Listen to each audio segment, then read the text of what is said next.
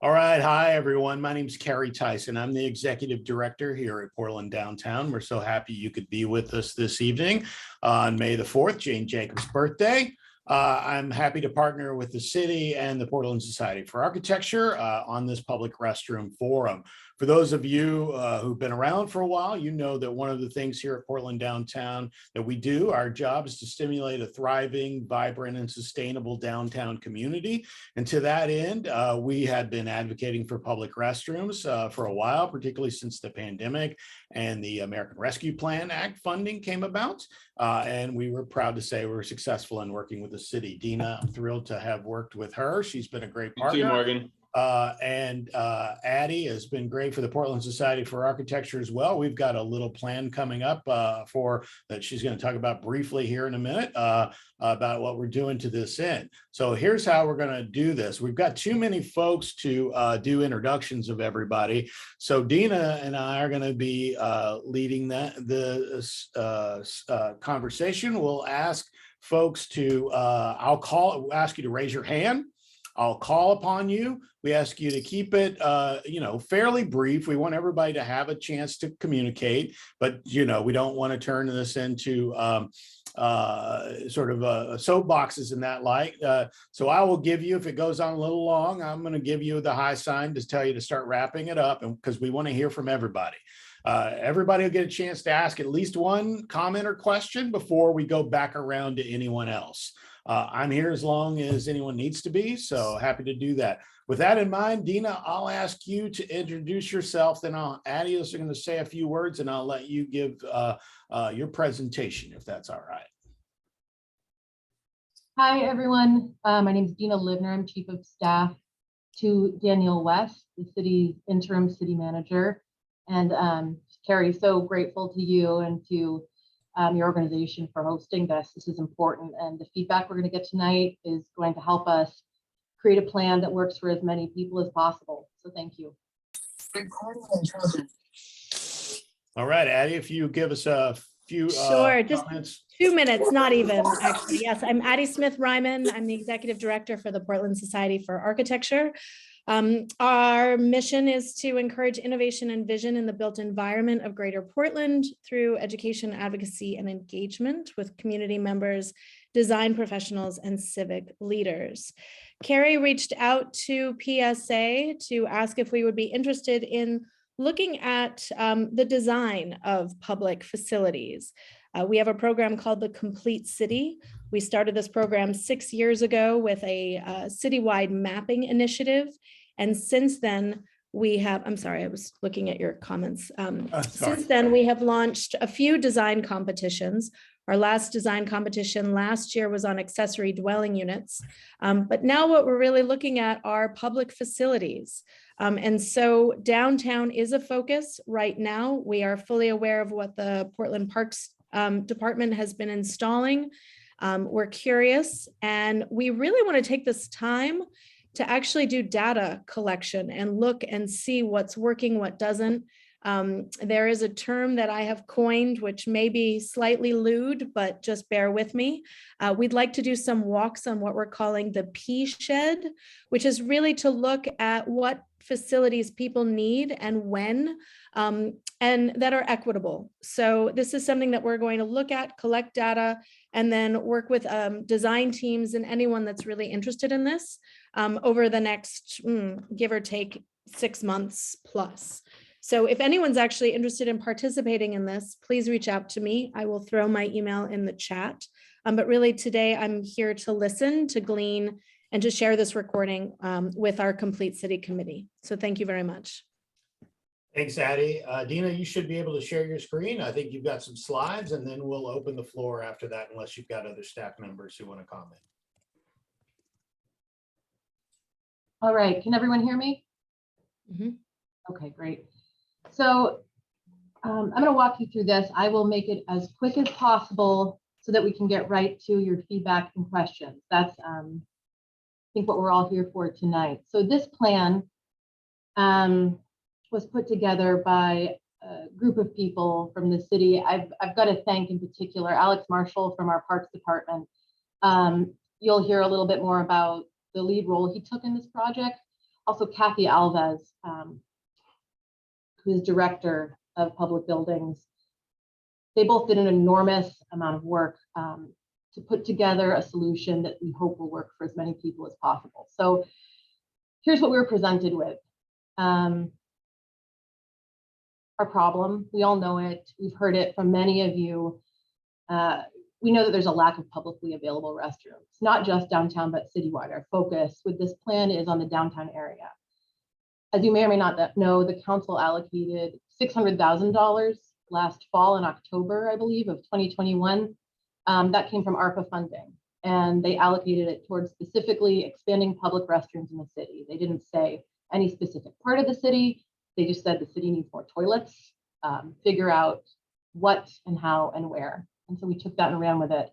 And the plan, so the city manager decided to focus on introducing new facilities in the downtown area based primarily on the feedback she heard from so many people and in those ARPA hearings, and as well as from feedback we received regularly in the city manager's office and in other departments.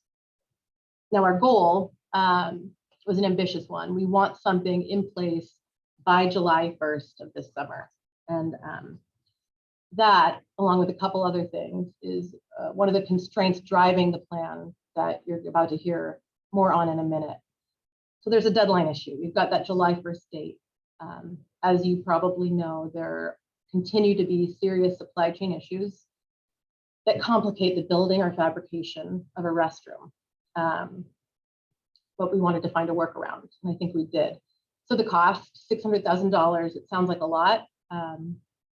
It is not nearly enough to build a new standalone structure.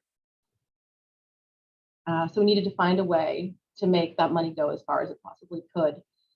And the third constraint is location. We needed this to be on city-owned property, undeveloped. Developed would mean that maybe we expand or enhance something that's already existing, but undeveloped is preferable. And that sort of property is very, very scarce in downtown Portland. Thankfully, this plan, this pilot plan, meets those requirements. We're looking forward to your feedback to see if there's anything we've overlooked. The more eyes we have on this plan, the more heads thinking about solutions, the better. So our criteria included that these restrooms be under a 5-minute walk from the heart of downtown Portland. And so that geographic area includes what Addie referred to as the pea shed earlier. And that concept was shared with me by Carrie as well in some email conversations on this topic. The criteria is also that it's on publicly owned land, again, very scarce in this area, that a vehicle could access it to pump tanks out or to maintain and clean the facilities, whatever they may be. And we wanted to keep in mind sensitivities about the proximity to businesses. Some people might say we want it to be within walking, but we don't want it on our front doorstep, which we understand it makes perfect sense. So we wanted to find a balance between how do we serve people as well as we can, while still respect the concerns of individual commercial property owners and businesses. So with all those constraints in mind, we came up with 3 proposed locations, and you'll see 4 marks on this map. I'll explain that 4th purple one in just a second. But these locations are at Central Fire, which is right on Congress, between Congress and Federal. And we see this facility as being anywhere either on the Market and Federal corner or the Pearl and Federal corner. And in the next couple of slides, you'll see a photo of these exact locations for those of you who look at a map and kind of blank and don't know what they're supposed to be envisioning, like me. The Fish Pier entrance on Commercial down toward the water's edge, and Monument Way at Free and Cross. So this is the Central Fire location. This location in particular is at Market and Federal. On the opposite side of this property at Pearl and Federal is just the other corner of the property. It could go there as well. So this one meets all the criteria. It's under a 5-minute walk. It's publicly owned land. It's very accessible for vehicles that need to empty and maintain the facility, and it's far enough away from businesses that it's not going to create an issue on their front doorstep. In total honesty, it could create that issue on the property of our fire department. And that's something we're going to need to assess and evaluate if this plan is implemented and if we move forward with it. The second location is Monument Way. This is a high traffic area, very, very central. Meets all the criteria with the caveat that I anticipate some businesses in the vicinity are going to be uncomfortable with the location here. And the exact location we're talking about is almost in between these two light poles, closer to the one in the foreground, but right in that bricked walking area. The third location is right along Commercial and the Fish Pier downtown. It meets all the criteria. Again, very accessible. It's not on any business's front doorstep, publicly on land, and a close walk to the heart of downtown. So the facilities we're thinking about, you may have seen them downtown. They're at a few different locations that I'll go over on the next slide. Its design details are not groundbreaking, but I think they're elegant, they're practical. They address a lot of issues that we either anticipated or we know have come up in other cities who have implemented a similar solution. So these were locally designed and fabricated. And Alex, who our Parks Director, who I mentioned earlier, was very hands-on in their development, using everything he's learned and observed from operating and installing porta potties in public parks. What are the issues we see? How frequently do they need to be maintained? What are the behaviors we want to discourage in them? What do we want to encourage? So these are currently in 3 locations on the peninsula. They were originally designed to serve as a more attractive alternative to the traditional porta potty. And I feel very fortunate that this design was already in hand when we turned to the issue of how to increase facilities downtown. This is the interior. This is currently the interior of one that's on the Eastern Prom at the basketball court. You may have seen it. These facilities are also installed in during Oaks Park, right on Park at Forest, and at the Fox Field basketball courts.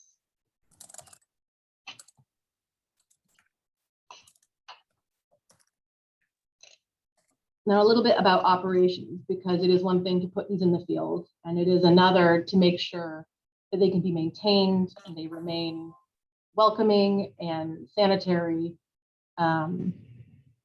So this is a little bit about how we do what we do to make those things happen. Tanks for these facilities and the existing ones are emptied about 4 times a week. The interiors are cleaned up to twice daily. That can increase or decrease depending on the sort of use and activity we observe. In terms of availability, these are all ADA compliant and they're available for use 24/7. They're not locked up.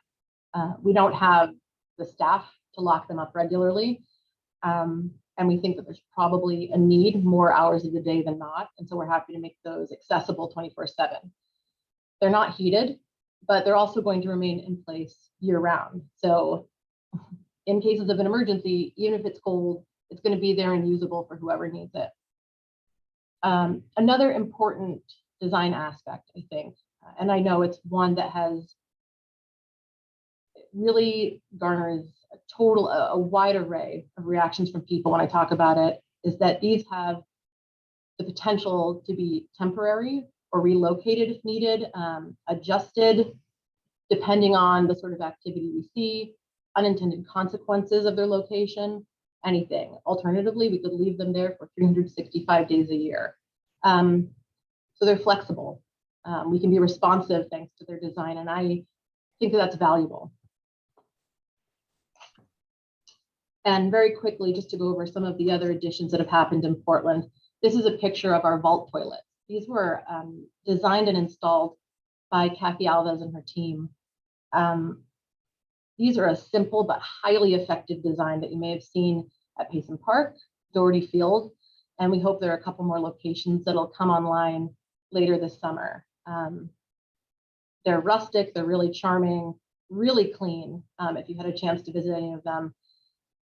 And I hope that we see more soon. Next is the Spring Street Garage. So in that slide where I mentioned the fourth mystery purple marker, that was in reference to this. We are planning for part of that $600,000 allocation to go toward the necessary renovations to the Spring Street Garage. This Spring Street Garage restrooms, I'm sorry. So the Spring Street Garage fronts on both Free Street and Spring Street. The public restroom within the garage is accessible via the Free Street entrance. It's closer to the Free Street side. And it's in desperate need of some renovations and improvements. This funding will make it ADA compliant. It's going to increase the number of stalls. And we're hoping that this money could be used to provide direct access from Free Street so that users wouldn't need to go into the garage to access it. Now that access is contingent upon our ability to get an agreement, to establish an agreement with the abutting property owner. We're working on that. We're very hopeful that we'll be able to come to an agreement that'll provide better services and resources for folks in the downtown area. That's it. I know I'm a fast talker, so I'm sorry if you need me to go back over anything, please let me know. I'm going to take this down, but I also want everyone to know that you can email this email address anytime. You'll get me directly with questions related to this or to be honest, any other issue that might come up over the course of your day. Thank you, Dina, and Sure. thanks everyone for your attention and being concerned about your community tonight. Happy to call on folks as they raise their hands if they have comments or questions. Again, please keep those, at a respectful time frame. And if you're uncomfortable saying out loud, feel free to put it in the chat, and I'll say it for you. So I'll just call on hands as I see them. If you can use that signal in Zoom, that'd be great.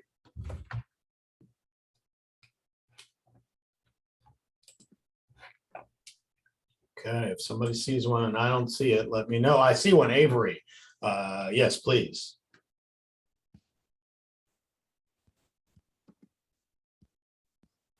Can you hear me? We can now. Go ahead, Avery. Okay. Excellent. Thank you so much for this presentation. I unfortunately was late hopping in, so I didn't catch the beginning part. So this may have already been addressed and answered. I think this is wonderful to put these out. It's so needed. We all know those reasons. My only concern was the one that was listed near the fire station on the back corner there, where there's a really beautiful maple and there's also some lower bushes. And I was just wondering where the placement was. Is it in the street physically, or is it actually on the fire station property? It's on the fire station property, so it may be either at the Federal Market corner of that property or the Federal Pearl. If it's on the Federal Market side, I think it would require the removal of 1 or 2 forsythia bushes, but that should be it. And what about that's a really old maple that's right there? I mean, it would qualify for heritage status. So I'm curious, I would think that one of these things are pretty big, and that's going to compact the root zone right there. If you were to take out those bushes, that's in the root zone. If we end up putting something there, that's something our forestry team will look at, and we wouldn't violate any city ordinance or code. All right. Well, and the other point I'll just make on that is that firehouse is in the second least equitable census tract in the city for tree canopy and greenery.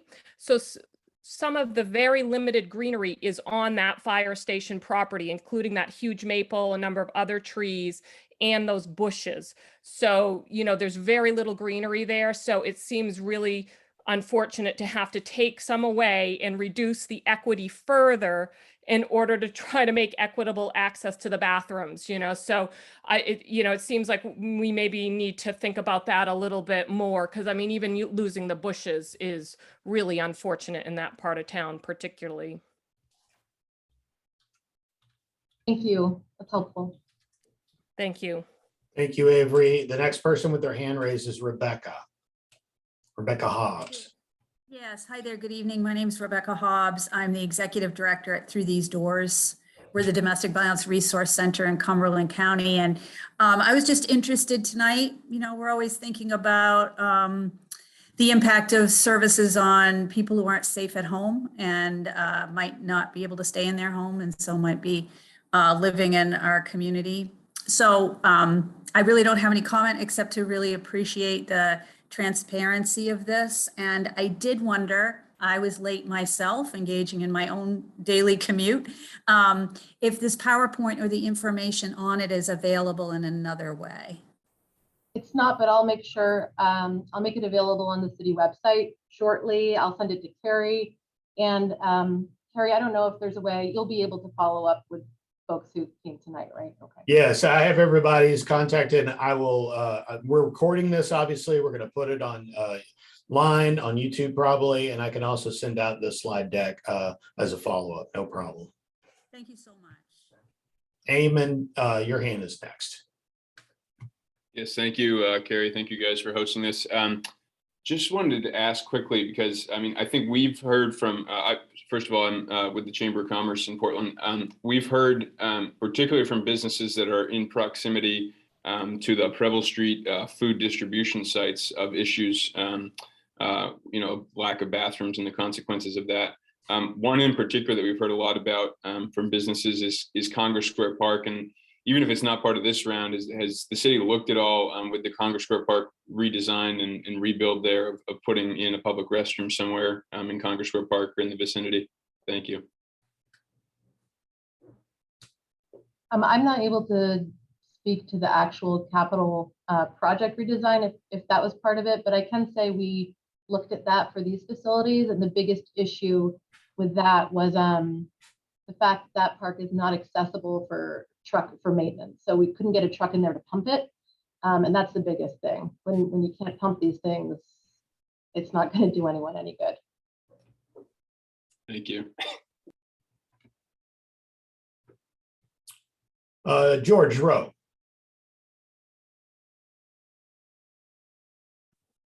Yes, thank you. I'm pretty close to a set of portable toilets on Preble and Oxford Street.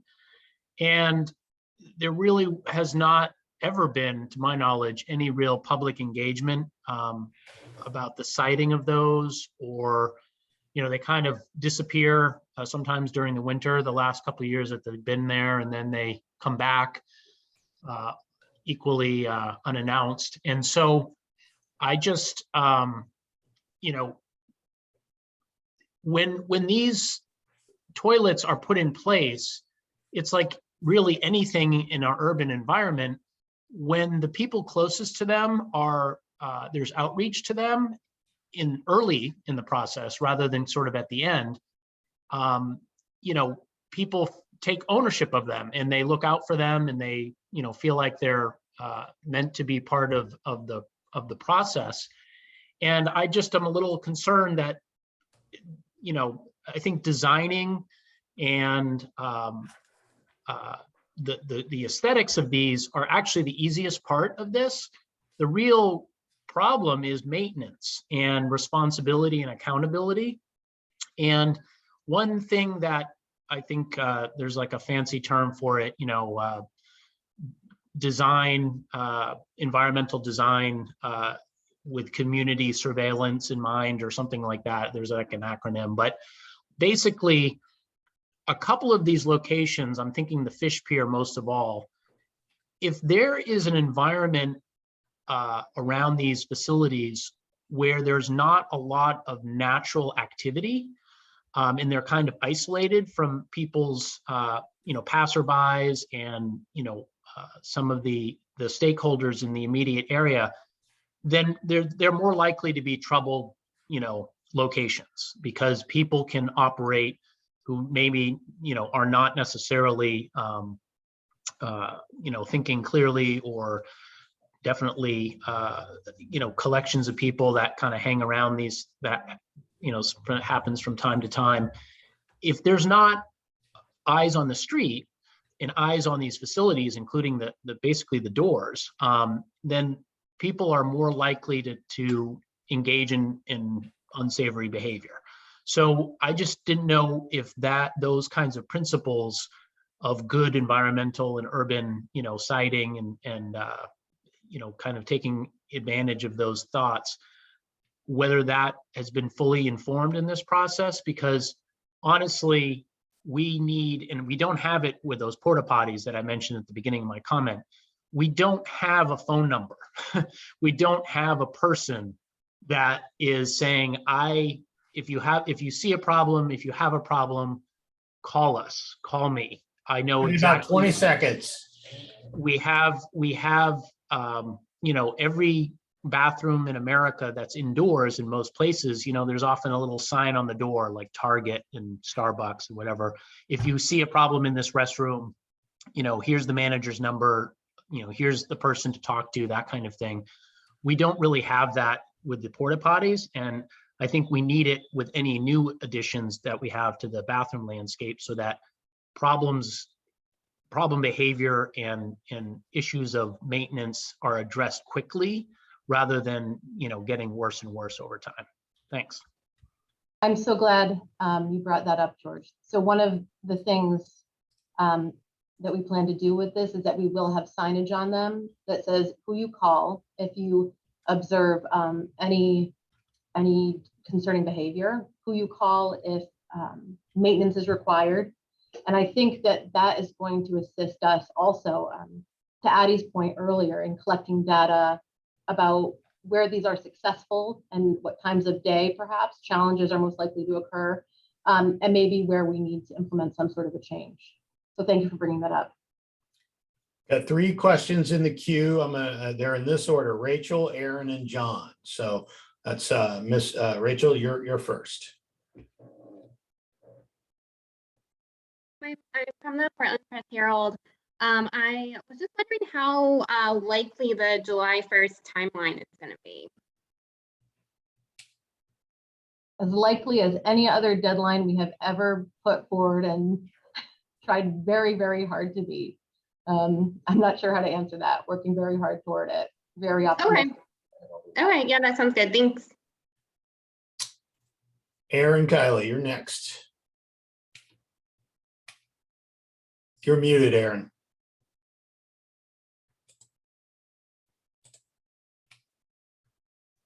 Hi, sorry about that. Thank you, Dina. I think a lot of us are really excited about the potential of this, and we really appreciate you taking the time to walk us through it. So thank you for that. I have 2 questions. The first is that it seems as though the Arts District, aside from the sort of existing Spring Street garage and the West End, got sort of largely left out of this plan. I know it's just the first sort of potential round of funding, but I'm wondering, additionally, the 3 sites seem to be sort of outside of the direct area of sort of residential and tourist activity. So I'm wondering if you have a plan for wayfinding to direct people to these signs so they know actually where public restrooms are located, because people shopping in the Arts District and Commercial Street are not going to know, these sort of remote areas. That's question number 1. And then question number 2 is that it sounds as though a lot of the site plan and design specifics are sort of anticipating problems arising. And I'm wondering why potentially maybe the designs weren't more intentional to sort of address those. So for instance, studies have shown that public restrooms that have multiple stalls to encourage accountability, that have lighting, that are in visible places, that have full-time plumbing, and that are more sort of intentional in their design and permanent, tend to be more taken care of, and also to discourage bad behavior, when it sounds as though these designs might actually be anticipating that bad behavior is inevitable. Sure, thanks, Aaron. One, wayfinding, absolutely. I think it's not enough that we put these things on the ground and hope that people somehow find them by word of mouth or because it's on a website.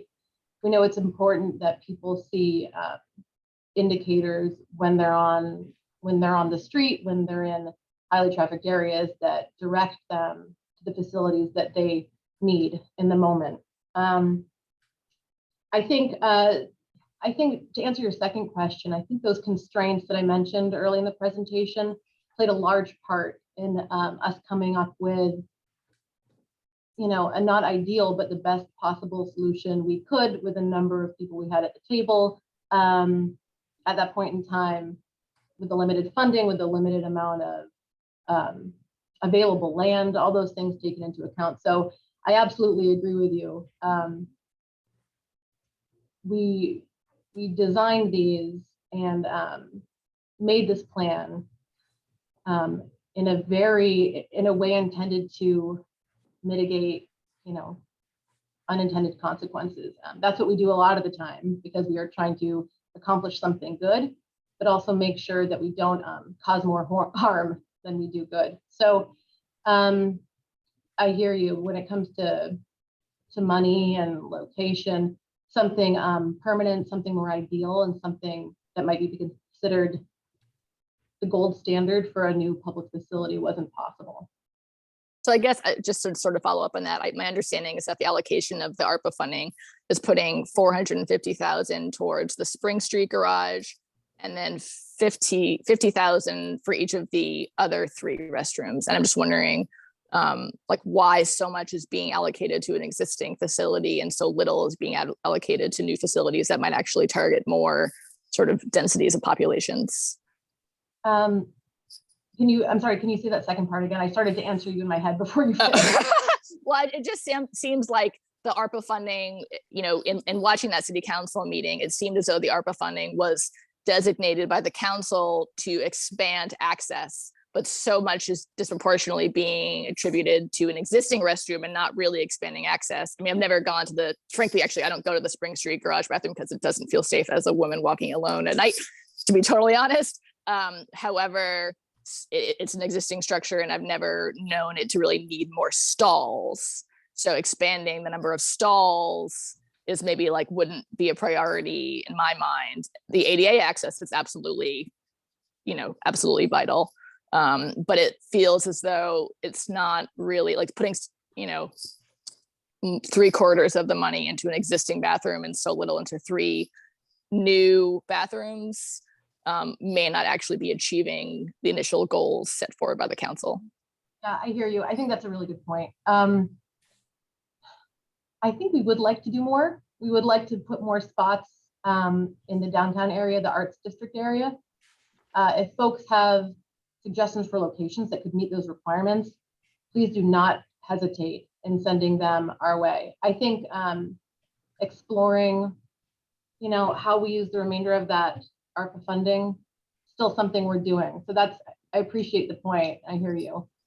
We can keep thinking and thinking about that. And then to that end, were parks considered? I mean, the parks actually coincidentally happen to all be within a 5-minute walk, pea shed, as Addie said, of each other. So they're actually sort of perfect geographically already. Which parks in particular? Well, for instance, Tommy's Park, Congress Square Park, the park by Bram Hall, Lincoln Park. There's so many parks that are perfectly spread out throughout the city and provide good, visible, equitable access to the downtown communities and visitors. And would essentially serve more people potentially. I mean, almost definitely. We can go back and look at those. I think one of our goals was to focus on the, and we can reconsider this as well, but to focus on the Portland downtown area. So that pea shed we kind of talked about earlier, the Portland downtown district almost, if that's an easier way to kind of visualize it in your head. But depending on demonstrated demand, that would be very helpful in terms of thinking about where they're most needed and in terms of the activity we currently see and the folks we hear from. We focused on that area, but happy to look at other spots if folks can point to a demand. Great, thank you. John, and then we've got a question in the chat, and then we'll go to Creative Portland. I assume that's Dinah, Peaks Island, and then Addie. So that's our order. John Sterling, yes, sir. John Sterling, I'm on the board of Portland Downtown, and I wanted to come back to two issues that have already come up. One quickly is Spring Street Garage, the other is maintenance. With respect to Spring Street Garage, just want to confirm, is indeed the renovation budget $150,000, $450,000, first of all, and second, is there a timeline for the completion of this renovation? Thanks, John. I'm going to, Kathy, if you don't mind, I'm going to defer to you because you are, you've got all, you know, all things when it comes to this spot. Good evening, everybody. Nice to be here with you all. I missed part of your question and I was trying to raise my hand when Aaron was speaking. I just wanted to check in on the budget. I had not heard the $450,000 figure. Is that indeed the budget for renovation, first of all? And second, I didn't hear when Dina, when you were talking earlier about the plan for Spring Street, I didn't hear a time frame for the renovation. So curious about those two issues. The budget is fluent these days. Anybody doing any construction would know that. My hope is that it will not be 450,000. I'm thinking more maybe 3 to 350, depending on the time of year we do the work, depending on the final design. But part of the in the timing of this is we've been working diligently with the neighbor, trying to we need a minimal easement in order to be able to access the restrooms from the, if you're looking at the garage from the Free Street side, between the garage and the parking lot next to Maine Health. We're looking at, there's a little walkway that goes there now that goes into the side of the garage stairwell. Just beyond that, we would like to be able to install 2 doors, one for a men's room, one for a ladies' room. And the intent is to put a canopy over it. It would be well lit. And my thought behind the Free Street location is that it's a completely underutilized space. It's in a building that is not going away. John Peverata is here and he's making investments in that building all the time. In my opinion, it's a pretty good location to be able to hit that arts district, whether it's Friday night art walk. It certainly could serve the High Square or Congress Square improvements that are planned to happen there. It will be designed with today's technology so that we can lock and unlock the facility as needed. If Carrie, you tell me that, there's an event on, August 6th and, we'd like to have it open until 11 p.m. No problem, we can do that. And if we have behavior going on in there that we get a call that there's an issue there and needs maintenance or whatever, remotely we'll be able to lock it down. Because I've done a lot of research in public bathrooms. This is not an easy solution. One of the biggest complaints that we hear that when people open a bathroom door and there's unsightly things that have taken place or taking place in there, it really gives people an uncomfortable, unsafe feeling. And where our goal is to, we saw that over and over. And our goal with this is to try to make it so that these facilities, people do feel safe in. They feel safe walking by. They feel safe before they even get to the facility. They know what they're getting themselves into, or they know what to expect, I guess is Right. what I want to say. Uh-huh. And so is there, sorry, I'm ahead. just wondering, is there a time frame or not yet? Well, our goal was to be ready by probably August 1st. That's not going to happen. I'm thinking late fall, maybe early winter at this point. Okay. So I wanted to, second thing is just to come back to the maintenance issue, and Kathy, you were just talking about that a little bit. Yep. Your presentation, Dina, said once or twice a day maintained. I don't know what anybody else thinks, but to me, that doesn't seem like a lot. And so the first question is, who's responsible? Is PSA going to be cleaning these bathrooms? Probably not. Is Portland downtown? Is the city? But furthermore, you know, is it worth talking about, you know, cleaning these bathrooms 4 to 6 times a day? 24 hours is a long time. And I don't think once or twice over a 24-hour period is going to do the job. And Kathy, I agree with you entirely. You want people to walk in and immediately feel safe. They're not going to feel that way if these bathrooms are not clean. Agreed. And, you know, and I want to say that staffing, no matter what industry you're in, staffing is a problem. And we don't want to promise more than we can deliver. I think I think Alex's plan for these for the toilets that he's proposing, the fact that they're somewhat temporary is a good thing. And does this mean that we would need to go around and lock these couple at night? I think that we could find a way to do that, as opposed to promise that we will clean these 4 or 5 times a day, because it's unrealistic right now.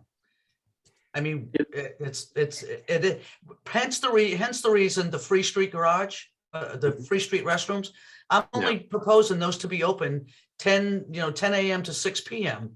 when the demand is there, or when there are large events taking place, Friday night art walks. I mean, of course, we'd love to have them open. And that would allow us to better perhaps be able to schedule cleanings around that. But to leave these restaurants open 24 hours a day with 2 cleanings, I totally agree. And so you're saying the city is going to be responsible for cleaning, not Portland downtown, for instance? I just didn't know. Not my domain, but I think it's going to have to be a collaboration. In order to make this successful, it's going to have to be a collaboration. And from all the research that I've done, that's what takes place to make public restrooms successful. Absolutely. There's very few communities who have done this successfully. Yeah. Thanks very much. Yep. I think we've got the question in the chat answered. So I'm going to go on to Creative Portland, who's next in line. If I'm incorrect, Will, certainly plenty of time for you to speak up. Thanks, John. Thanks, Kathy. Thanks, Dina. I'm going to go on to Creative Portland, next in line. I assume that's Dinah. Hi, it's actually Katie, the program assistant at Creative Portland. So I actually have a question and a comment. Both have been addressed already, but I just want to expand on them. The first is with First Friday Art Walk, especially with the summer months, we expect like 4,000 to 5,000 visitors. So would it be possible to rent the porta potties or the temporary sheds for those events? That's going to be something we can discuss that. Let's discuss it.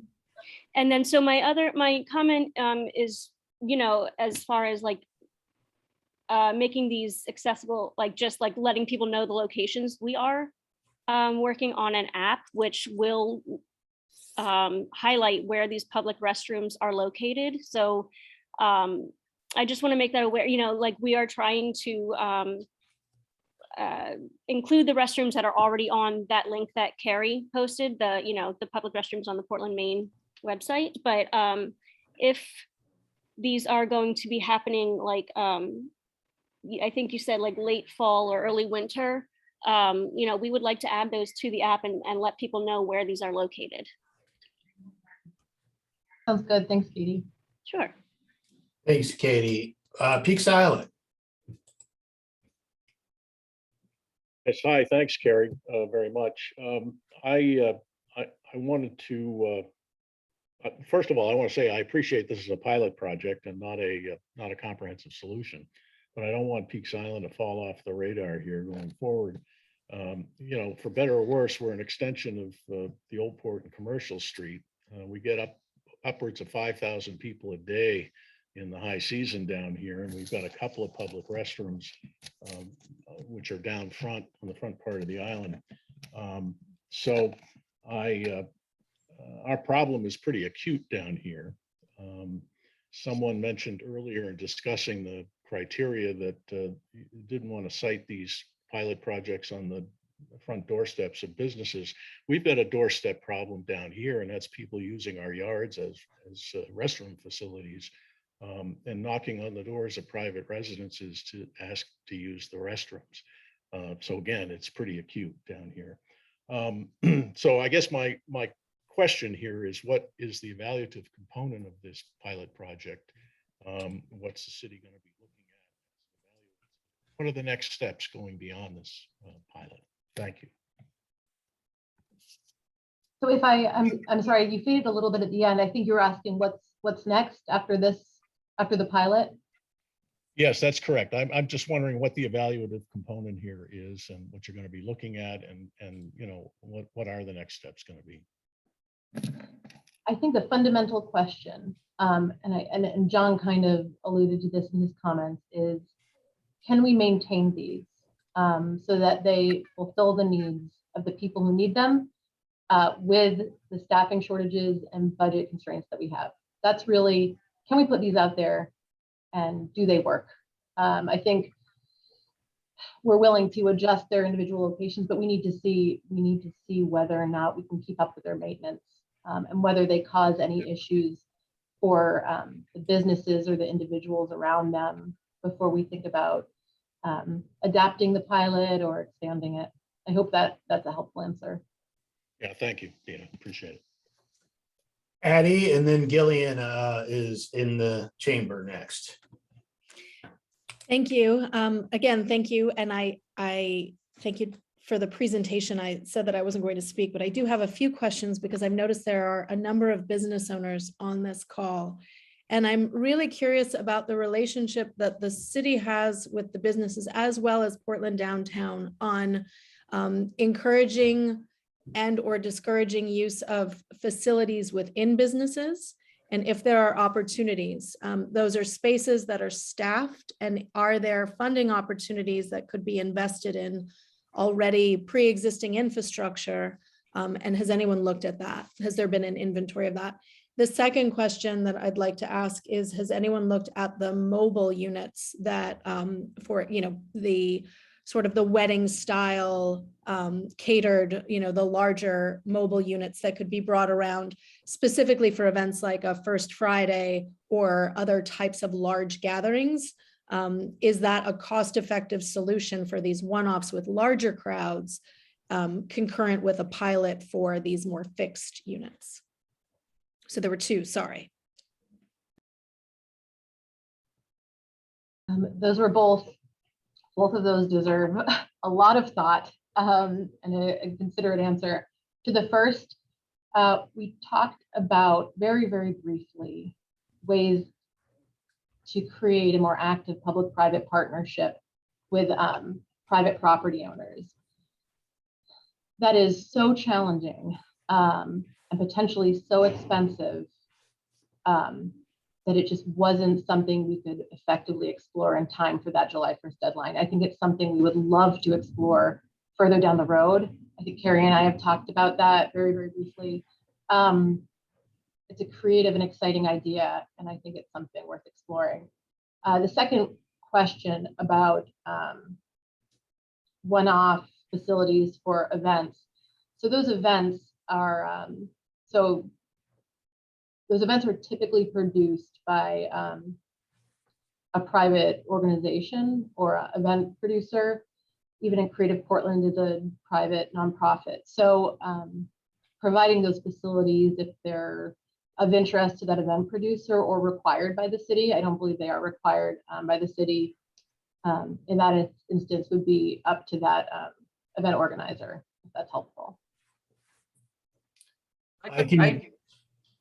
Sorry, Kathy, I'll briefly say that, echo what Dina said, that we did have a conversation about it, but as you said, Addie, any business owner that's on here that, you know, is interested in being placed on our website as a list for facilities, even if there are some kind of like hour restriction or something, we'd be more than willing to list it. And just for fun, I threw in an app and I'm going to throw in another one here in a minute that some people use when traveling that find that. We're hesitant to put that on our website because we don't want somebody walking into a business and go, hey, Portland downtown gave us this address where we can run to the restroom. And it may not be the case, particularly in the pandemic, but just amongst us friends here.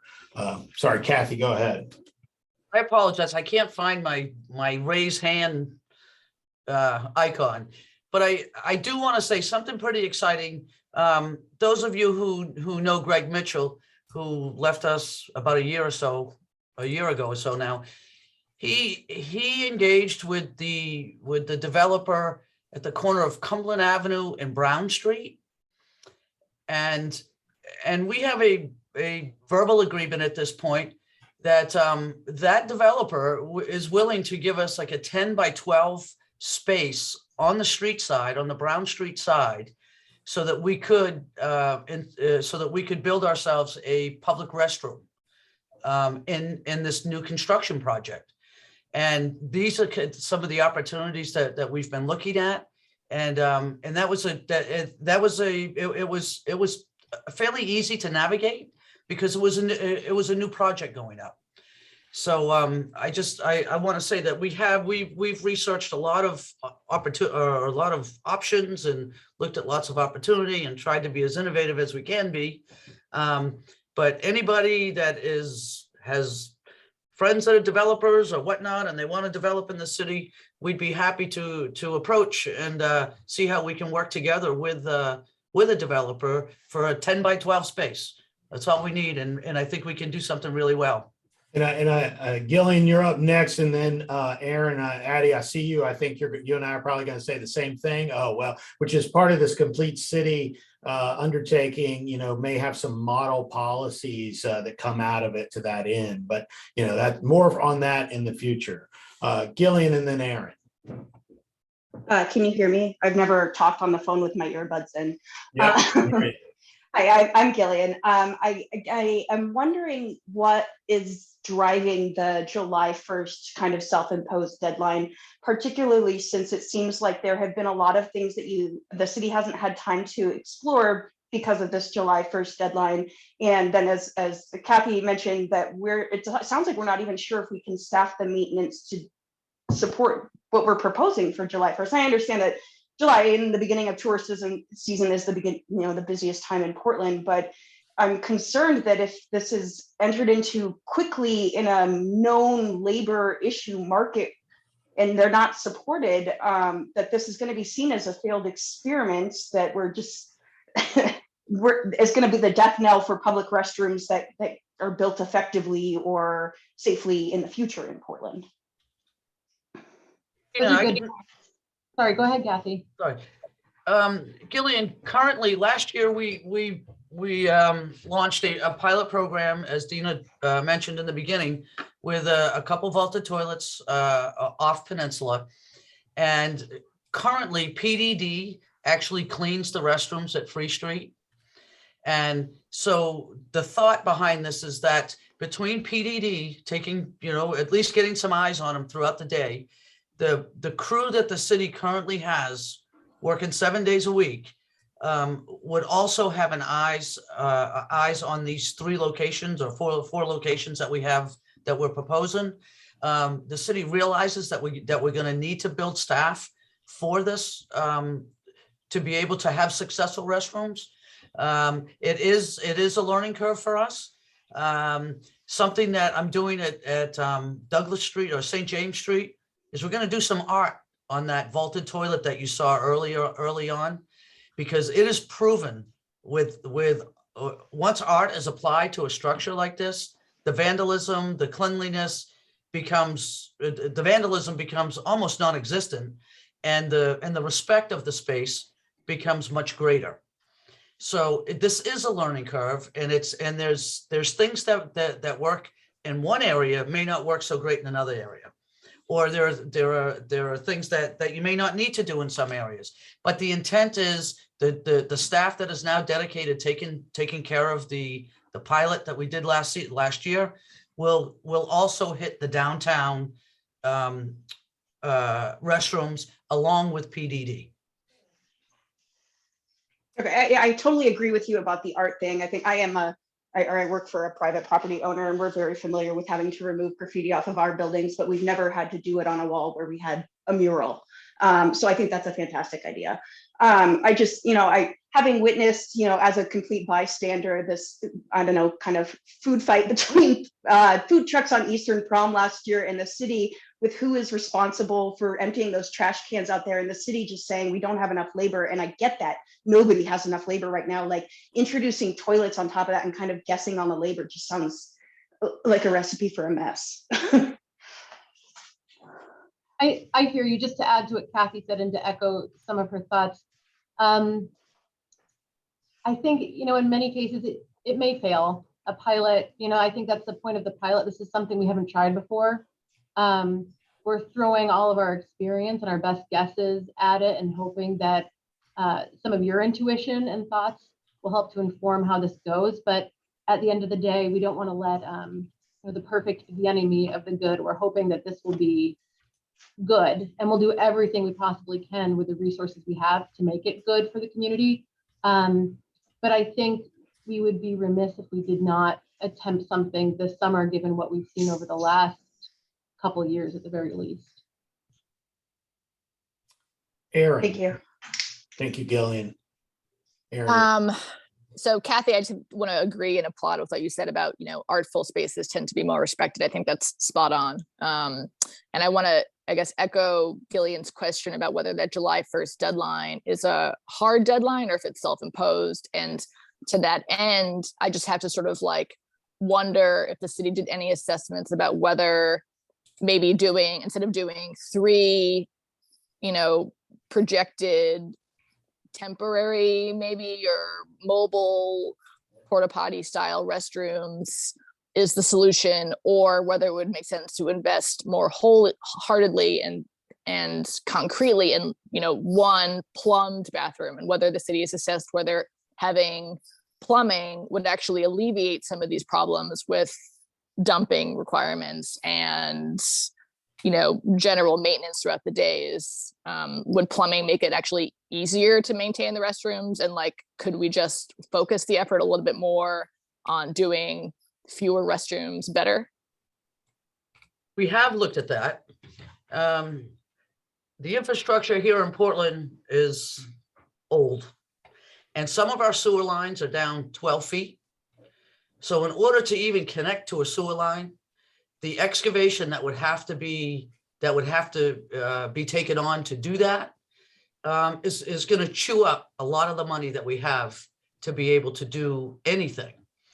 And the other thing is that we don't really have space. The city doesn't necessarily own space other than in Tommy's Park, Post Office Park, Congress Square Park, Lincoln Park. We don't really have a space to be able to warrant putting in plumbed fixtures. The cost of it would also reduce the year-round use of them, in my opinion. We tried to heat a bus shelter one year, and I think that cost us about $37,000 to do that. The next year, we haven't heated that bus shelter since. And the same thing with bathrooms. I mean, there's such little use in the wintertime, and to pay for these mechanicals to keep the facility from freezing up or whatnot it gets costly, and the maintenance involved in that is expensive.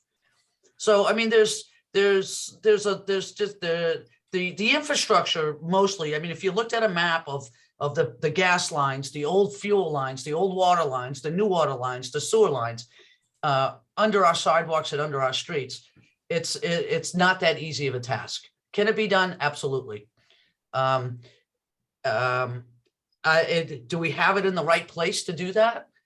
We have not identified that. We have not been able to identify where it would make sense to make that investment. Well, I'd be happy to have this conversation offline. I actually own half of the block next to Congress Square Park, and it would be totally reasonable to ask us to tie into our power lines and sewer lines. So I'm happy to have those conversations if it feels like it's the right fit for Congress Square Park. I think there are opportunities to reach out to property owners adjacent to public spaces and say, is this an appropriate place for a public-private partnership to run our operations through your buildings?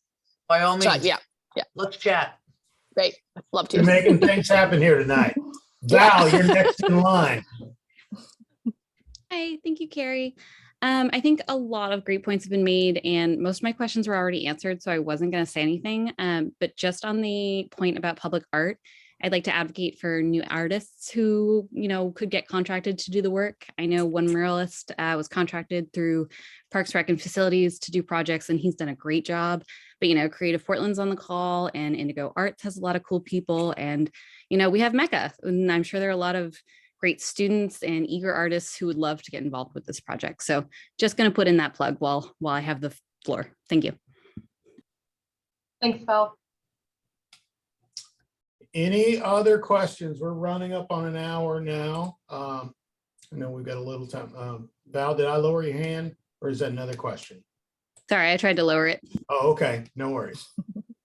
Any other questions while we're here? John Sterling, yes, sir. Oh, what the heck, I'll ask another one. We've sort of got to this question in some ways. Kathy, thanks so much for explaining the plumbing issues. That's really, really important to keep in mind, not to mention space issues. But do you have the beginnings of a long-term plan at this point for restrooms in the downtown area? I mean, great that you're working on, a temporary solution and aiming at July 1, summer season, all good. What about a long-term plan? Is there a sketch of one, or is this pilot program going to be just the beginning of an attempt to come up with that long-term plan? I think some of the conversations that we've had tonight could allow us to look at a larger plan. Currently, we do not. But by all means, if we could find some property owners that would be willing to work with us, that would allow us to do a grander scale plan. And it would also give us the opportunity to be able to budget appropriately for it. I think we're, Aaron knocked it out of the park right there. We'll be on the phone tomorrow. I hope. This is great. I'm going to go ahead and volunteer Portland Downtown as a facilitator and engagement organization and pretty much anything else. And I know half my board's here tonight, so I suspect they agree with me. But if they don't, they'll let me know.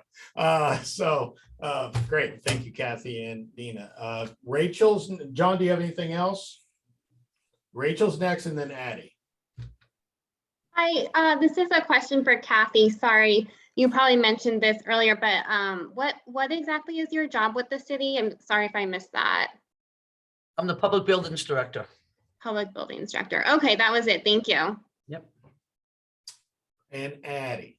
And I actually wanted to second Carrie in that PSA would actually love to co-facilitate this. And really, to George's point and a few other points, this pilot is the starting point, but also having more engagement before locations are established and really having sort of spot, a walks and talks going through and looking both at utilities, but also at who the stakeholders are and having more conversations. I think Congress Square Park does a really great job of convening various groups to have conversations. This would be an amazing opportunity to start planning, check-ins. Come September, let's have a conversation about how this is going. What have people seen? Are there design solutions? The art is amazing. I mean, we just got national recognition for the bus shelter. So there definitely is a wealth of talent here that can be showcased, but also really thinking about just engaging from the beginning before more sites are selected. We're really thinking too about how to tie in, and even with new development, the story that Kathy gave is a brilliant example of that public-private partnership that I have seen work really well in other cities. The Boston Harbor requires all of their new development along the Harbor Walk to have public facilities included in their development. We have a lot of new development scattered throughout the peninsula and then off peninsula. So there are opportunities. We just need to have more space to have these conversations. I will say that Congress Square Park certainly came to mind for us, and I'll take responsibility for this because, in my opinion, I thought, why would we want to put a restroom within the park?